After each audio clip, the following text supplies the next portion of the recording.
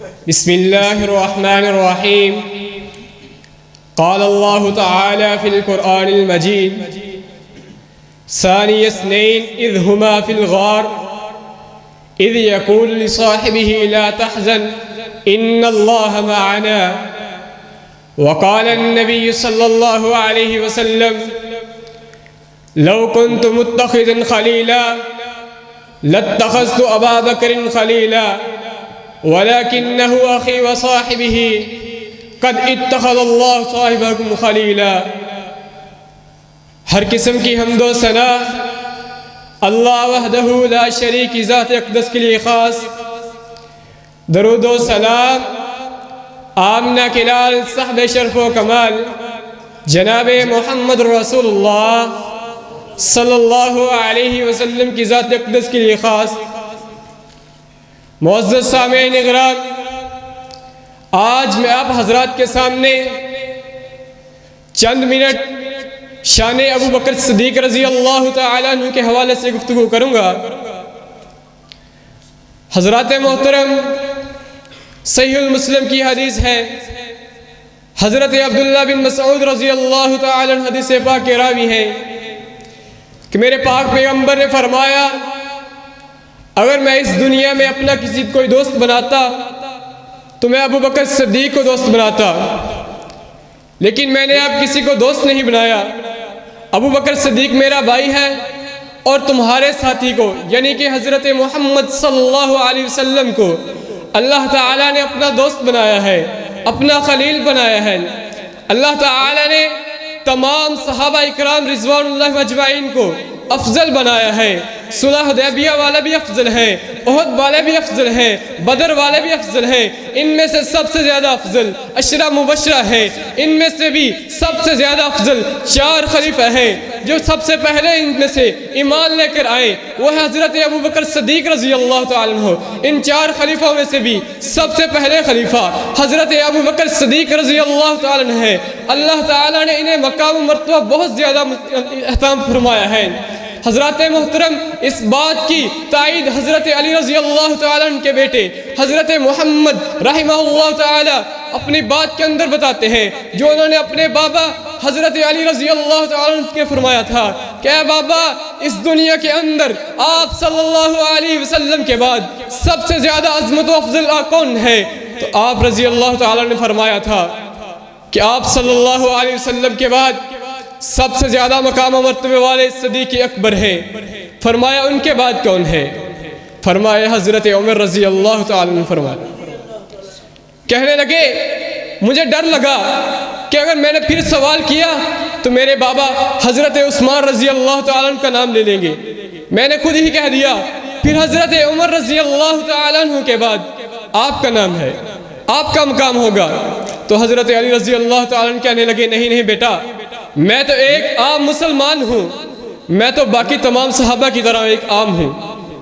حضرات محترم، اماں جی عائشہ صدیقہ طاہرہ مطہرہ بیان کرتی ہے کہ نبی پاک صلی اللہ علیہ وسلم اپنی بیماری کی حالت میں مجھے کہنے لگے اے عائشہ، اپنے والد گرامی اور حضرت عبد الرحمن بن ابی بکر جو تمہارا بڑا بھائی ہے انہیں میرے پاس بلاؤ، میں ایک تحریر لکھانا چاہتا ہوں جس کے اندر میں ذکر کرنا چاہتا ہوں کہ میری امت کا خلیفہ کون ہے.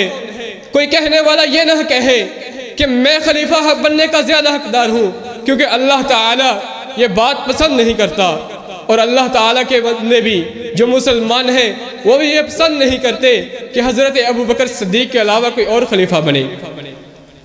حضرات کون ہے ابو بکر؟ سب سے زیادہ رفاقت نبی پاک کی جس کو ملی وہ ابو بکر ہے. نبی پاک کے سسر ابو بکر ہیں. حضرات کون ہے ابو بکر؟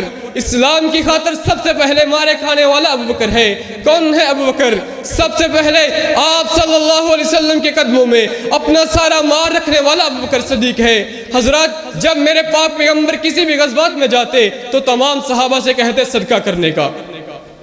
حضرت عمر رضی اللہ تعالیٰ عنہ کہتے رہے کہ ایک دن آپ صلی اللہ علیہ وسلم نے فرمایا اپنی تمام صحابہ کی جماعت کو کہ تم تمام کے تمام صدقہ کرو.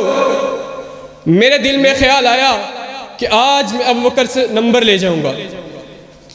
کہتے ہیں میں گھر گیا اپنے گھر کے سامان کے 2 حصے کیے، ایک حصہ اپنے گھر والوں کے لیے باقی چھوڑ دیا اور ایک حصے کو لے کر آپ صلی اللہ علیہ وسلم کے قدموں میں رکھ دیا۔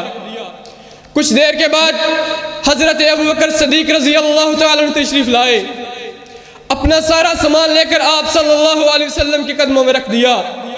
آپ صلی اللہ علیہ وسلم نے فرمایا، اے ابوبکر گھر میں کیا چھوڑ کر آیا ہے؟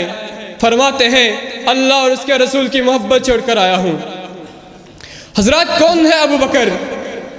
بلال حبشی کو آزاد کرانے والا ابوبکر ہے۔ حضرات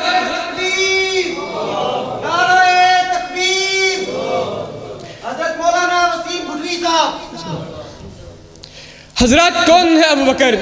بلال حبشی کو آزاد کرانے والا ابوبکر ہے۔